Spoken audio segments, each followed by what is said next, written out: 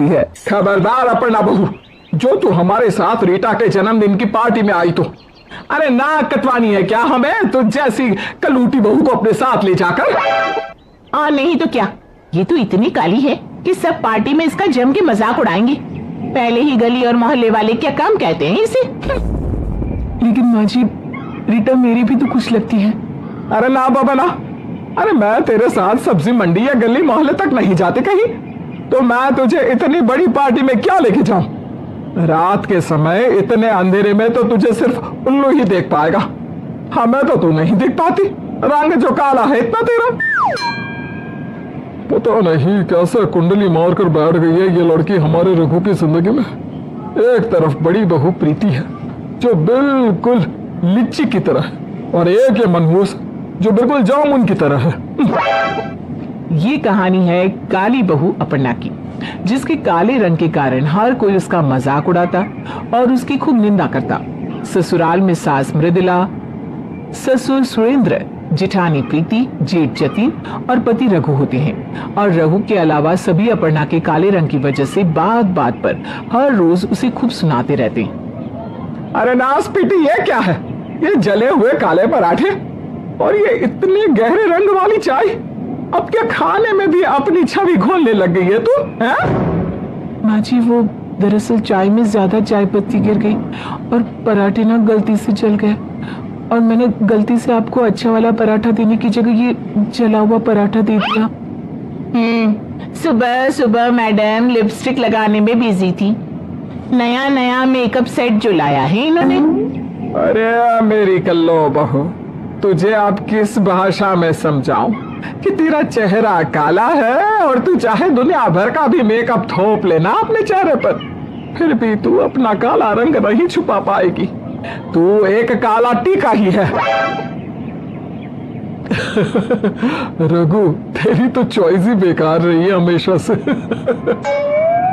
अपनी बड़ों की इज्जत रखने के लिए रघु कुछ नहीं कहता, पर बेचारी अपर्णा यूं रोज रोज अपने बारे में इतने गंदे शब्द सुनकर बहुत दुखी होती है और उसका मन बहुत उदास सा हो जाता है। वो अपने आप को आईने में देखकर रोती है। क्यों मैं इतनी बुरी हूँ? कोई मुझसे सीधे मुंह बात तक नहीं करता। हर कोई मेरी शक्ल देखकर, मेरे इस गहरे काले रंग को देखकर डर जाता है और मेरे पास नहीं आता। क्यों क्यों क्यों? ये सिर्फ मेरे साथ ही क्यों? क्या बिगाड़ा था मैंने किसी का इतना? अपर्णा अपना मन शांत करने के लिए नदी के पास जाकर बैठ जाती है, जहाँ एकदम सन्नाटा होता है और बहुत शांति होती है।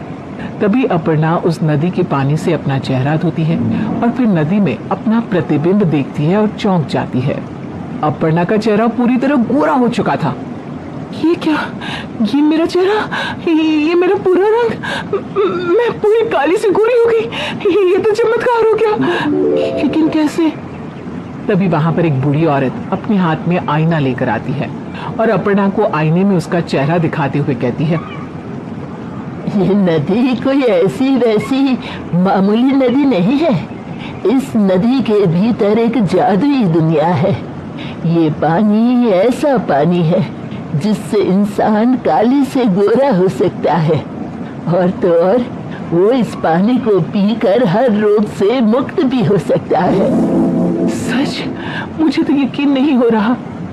मैं इस नदी की रखवाली करती हूँ और अब तुम्हारा चेहरा एक जादुई चेहरा बन चुका है।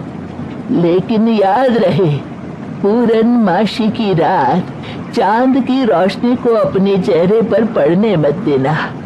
अगर ऐसा हुआ तो फिर तुम अपना जादुई चेहरा हमेशा हमेशा के लिए खो बैठोगी और फिर से काले रूप में आ जाओगी। ठीक है, मैं इस बात का ध्यान रखूंगी। धन्यवाद दादी। अपर्णा अब अपने गोरे जादुई चेहरे को लेकर गली मोहल्ले से गुजरते हुए जाती है और उसे देखकर सभी पड़ोस की औरतों के होश उड़ जाते हैं। हाय, ये अपर्णा ब्लैक टी से मिल्क शेक कैसे बन गई? मेरी आंखों को तो यकीन ही नहीं हो रहा कि ये मृदुला की बहू अपर्णा ही है। कितनी काली थी ये। रातों रात ऐसी कौन सी चमत्कारी क्रीम लगा ली इसने अपने चेहरे पर। जब अपर्णा घर पर जाती है तभी उसके ससुराल वाले भी उसे पहचान नहीं पाते। अपर्णा किसी को भी सच्चाई नहीं बताती कि वो आखिर गोरी कैसे हुई। हाय दैया, ये करिश्मा कैसे हो गया? तो कोयले जैसी काली थी, अब ये हीरा बनकर कैसे आ गई? ऐसे कौन सा ब्यूटी पार्लर में गई थी तू? तुम्हारी तो लॉटरी लग गई अपर्णा, लेकिन बताओगी भी कि कैसी हुआ ये सब? क्यों, आपको क्या? आज से मैं अपर्णा 2.0 बन चुकी हूँ और मैं पिछले 1 घंटे में क्या हुआ था वो सब भूल चुकी हूँ और अब से मेरी जिंदगी का नया चैप्टर शुरू हो चुका है। अपर्णा एकदम एटीट्यूड दिखाते हुए अपनी सास और जेठानी के पास से गुजरती है। मृदुला और प्रीति की आंखें तो फटी की फटी रह जाती हैं। धीरे धीरे अपर्णा सोशल मीडिया पर फेमस भी हो जाती है। रातों रात हुए इस बदलाव के चलते वो सभी के आकर्षण का प्रतीक बन जाती है और रिपोर्टर्स उसका इंटरव्यू भी लेने आते हैं। अपर्णा की खूबसूरती के चलते उसे फिल्म में एक्टिंग करने का मौका मिलता है। रघु जी, मुझे तो फिल्मों में काम करने का मौका मिला है। फाइनली मेरे बचपन का सपना अब पूरा होने जा रहा है। मैं तुम्हारे लिए बहुत खुश हूँ अपर्णा। तुम्हें मुझे नहीं बताना कि तुम्हें ये चेहरा कैसे मिला, फिर भी इट्स ऑल राइट। लेकिन तुम्हारा रंग चाहे जो भी हो, मैंने तुम्हारे मन से प्यार किया है और तुम्हारे सुंदर मन से ही शादी की है मैंने। अपर्णा कई फिल्म्स में एक्टिंग करती है और बहुत नाम कमाती है। Lights, camera, action. मैं तुमसे प्यार करती हूँ कुंदन। तुमने कितने वादे किए थे मुझसे, भूल गए वो सब? Great job Aparna. अपर्णा ढेर सारे पैसे कमाती है। एक दिन रघु और जतिन की नौकरी छूट जाती है और घर में पैसों की कमी शुरू हो जाती है और बिजली का बिल ना भरने के कारण घर को ताला लगाने के लिए लोग आते हैं। तभी अपर्णा पैसे देकर अपने ससुराल को बचाती है। धन्यवाद बहू, हमें सच में तुम पर बहुत गर्व महसूस होता है। मुझे भी, आखिर मैं एक हीरोइन की सास जो हूं। अब ससुराल वालों को अपर्णा पसंद आने लगती है। अपर्णा नारी शक्ति पर भी फिल्में बनाती है और उनमें एक्टिंग करके औरतों को प्रेरणा देती है। वो गरीबों को मुफ्त की शिक्षा प्रदान करती है और उनके रहने और खाने की भी व्यवस्था करती है। एक दिन अपर्णा को पता चलता है कि एक अवार्ड फंक्शन होने जा रहा है, लेकिन वो भी खुले ग्राउंड में। अवार्ड फंक्शन अगले सोमवार को, और वो भी खुले ग्राउंड में। अगले सोमवार को तो पूर्णमासी की रात है। क्या करूंगी? खुले ग्राउंड में तो चांद की रोशनी मेरे चेहरे पर पड़ ही जाएगी। अरे नहीं, ये कैसी मुसीबत खड़ी हो गई है फिर से।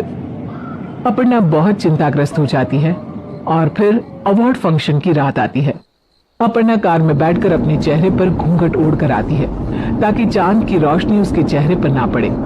फंक्शन में गरीब, अमीर, गांव वाले, शहर वाले, अपर्णा के ससुराल वाले सभी लोग मौजूद होते हैं। सभी को अपर्णा का यूं घूंघट पे रहना थोड़ा सा अजीब लगता है।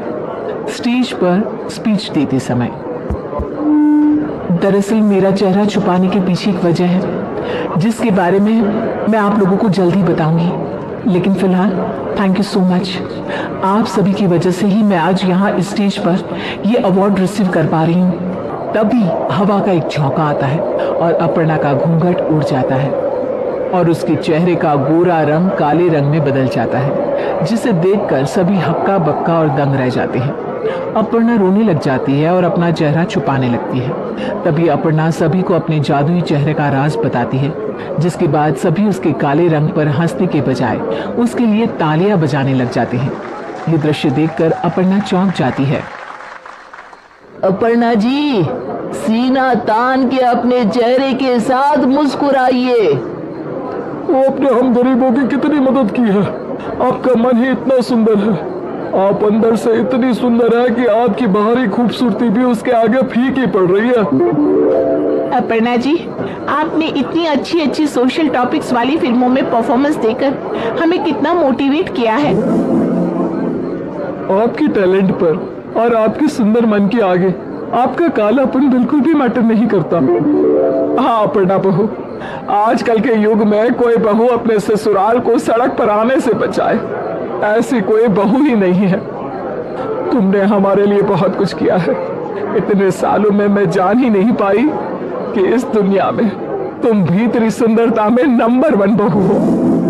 बाहरी खूबसूरती तो वक्त के साथ ढल जाती है, लेकिन अंदर से खूबसूरत होना अपने आप में ही एक बहुत बड़ी बात है।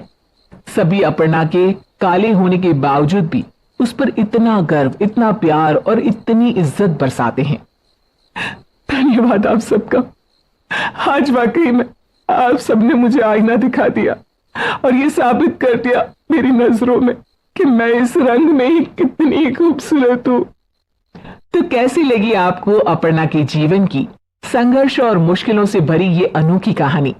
जाते जाते कमेंट्स में जरूर बता दीजिए।